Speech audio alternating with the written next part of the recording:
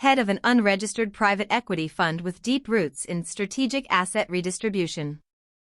Translation: elite theft. Photos of Ethan's dad shaking hands with arms dealers in Prague. A memo detailing something called Project Windfall, a quiet transfer of $40 million from anonymous international accounts into a Delaware-based PAC with surprising political reach. But the kicker? An audio recording. Crackling but clear. Susan's voice. The girl's smarter than she looks. If she keeps asking questions, we'll have to find a way to discredit her. Or remove her. Silence. Then Ethan's father. Let's start with discredit. Less mess. More style. I leaned back in my chair. So that had been the plan. Public humiliation. Destroy my reputation. And if that didn't work? Remove me. But I'd beaten them to the mic. And now someone had given me everything. I stared at the last file in the folder. It was named. For Natalie. CB. I opened it. A note. Typed. The game is bigger than you, but you played your part like a queen. Your wedding was a strike match. The fire is spreading. If you want out, walk away now. You have Ethan. You have your life. But if you want in, there's more. So much more. Call this number. Say the phrase, I remember Delilah. They'll know you're real. My hand hovered over my phone. Ethan walked in, towel slung over his shoulder, fresh from the shower. Hey babe, what's? He stopped. Saw my face. What is it? I closed the laptop. Slowly. Nothing, I said. Just tying up loose ends. He kissed the top of my head. You're always thinking 3 moves ahead. I smiled. But inside? I wasn't 3 moves ahead. I was already at checkmate. That night, while Ethan slept, I stood in the kitchen holding the phone. I dialed. It rang once. Then a voice answered. Calm. Clipped. Protocol? I swallowed. I remembered Delilah. Silence. Then, understood. Sending coordinates. Welcome to the other side. The line went dead. My phone buzzed. One text. Just an address. In DC. And beneath it. Midnight. Wear black. Bring nothing. Trust no one. I stood there, heart pounding, barefoot in my wedding kitchen, wearing Ethan's hoodie, wondering if I had just made the worst decision of my life. Or the most important one. Because sometimes, the girl who gets humiliated at her own wedding becomes the woman who brings down an empire. And as I slid the phone into my back pocket and stepped into the dark hallway, I wasn't scared anymore. I was ready. The end. Don't forget to like, comment, and subscribe for more incredible content.